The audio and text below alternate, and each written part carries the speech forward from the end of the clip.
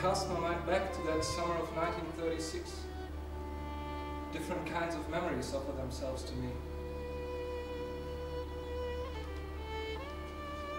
We got a first wireless set that summer.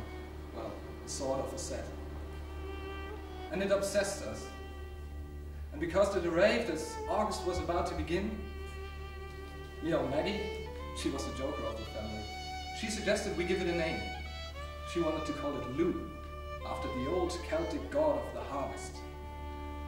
Because in the old days, August the 1st was Lughnasa, the feast day of the pagan god Lu. And the days and weeks of harvesting that followed were called the Festival of Lughnasa. But on Kate, she was a national school teacher and a very proper woman.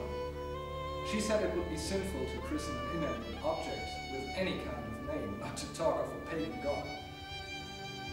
And so we just called it Maconi, because that was the name emblazoned on the set.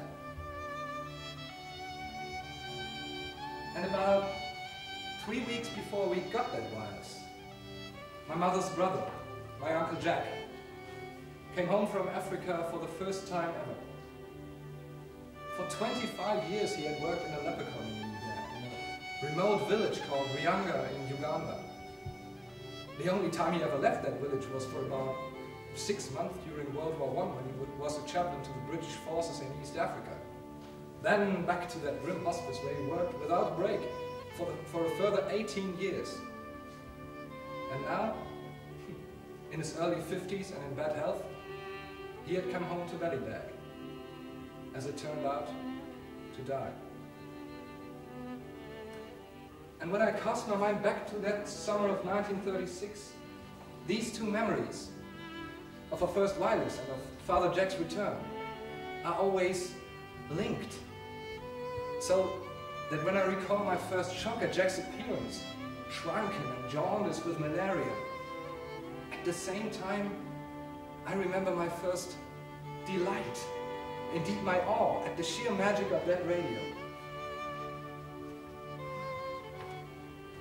And when I remember the kitchen throbbing with the beat of Irish dance music beamed to us all the way from Dublin, and my mother and her sister suddenly catching hands and dancing a spontaneous step dance and laughing, screaming like excited schoolgirls.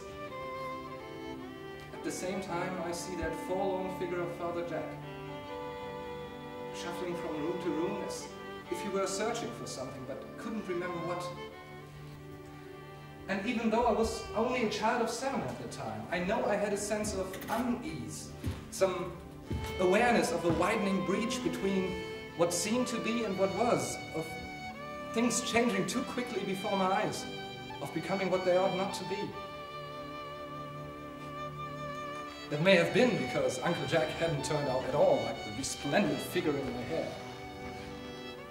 Or maybe it was because I witnessed Maconi's voodoo derange those kind, sensible women and transform them into shrieking strangers.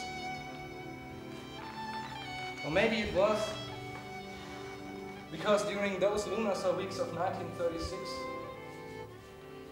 we were visited on 2 occasions by my father, Jerry Evans.